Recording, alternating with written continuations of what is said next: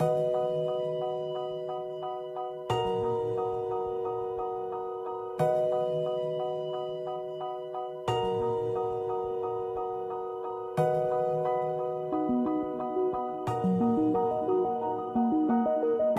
saw the job posting. I kind of just applied on a whim, not knowing what I was getting into. We went through the interview process, and then I'd say about a week later, me, Jess, and McCall met in a room as strangers to talk about the beginning of the program. Yeah, so we didn't know each other, and so it was really interesting seeing all of us come together over this passion for entrepreneurship and then really move forward with our business project.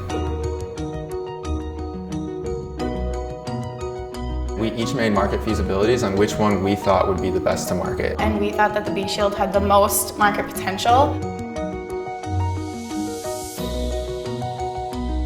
The purpose of the DeShield is to prevent wind from entering the hive while still allowing condensation to escape.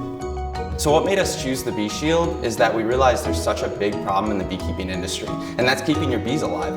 Death rates can be as high as 80% in places like Superior. So what the DeShield does is it creates an internal environment which allows them to retain more heat and increase their chances of survival. We're really targeting the hobbyist beekeeping community, which comprises of over 1 million hives. We started Hive Central, our company, around this product, and we've just been marketing it and trying to find a manufacturer. We've been modifying the design with the engineering team here on campus. You know, you think entrepreneurship is, oh, you pick the product and you sell it, and it looks like a straight line. It is so up and down all over the place. In general, we kind of have different lanes that we tend to operate in. So for example, I'm managing most of the work that we're doing for the $25,000 grant we're doing. I am the head of marketing. My role is really working with the physical product itself. We figured out a way to complement each other's strengths and kind of hide each other's weaknesses. We really just figured out what we're good at, and then we put each other in places to succeed. Dr. Burkett is really funny. He is so interested in the bees and just working with his apiary that he kind of just gave us the whole business side of it. And so it's really been a unique partnership in the sense that both of us are doing what we want and then coming together and creating the DeShield. So the professor's original product was really great. The concept is really great, but we decided that we wanted beekeepers to be able to attach it to the sides of what's called their bottom board. So what we did is we made iterations to the product. We needed to modify the attachments. We decided that the professor that we worked with in the engineering team brought the idea to 3D print it, and we were all for it. It took 70 hours to 3D print our product in 2 different parts, and then we had to glue it together. And funny thing, when we went to the inventor and told him about our changes, he actually liked the changes, which was very favorable for us. It was super exciting going to Superior and seeing his apiary. It was also very interesting seeing his point of view of the design changes that we made because this is his baby. It was great talking with him, learning about bees. We learned so many interesting things that Jess can use for marketing, but really just going up and having his support was probably the biggest thing for us.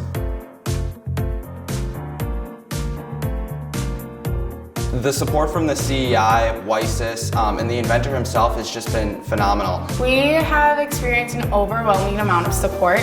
They have given us so many mentors and resources that have allowed us to be where we are today.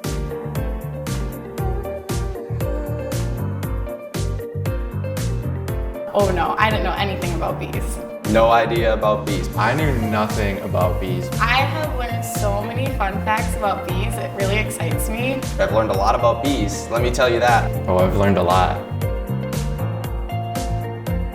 This winter, we're really focusing on bringing the DeShield to the market. We're doing a beta run. So our plan this winter is to get this into as many hands of beekeepers as possible. We want to launch in September, and we want to keep continuing to give great products each winter.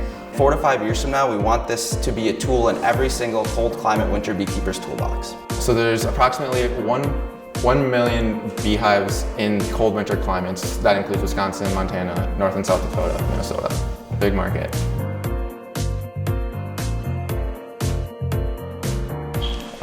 I'm allergic to bees, so we have an EpiPen on site in case, something wild accidentally happens.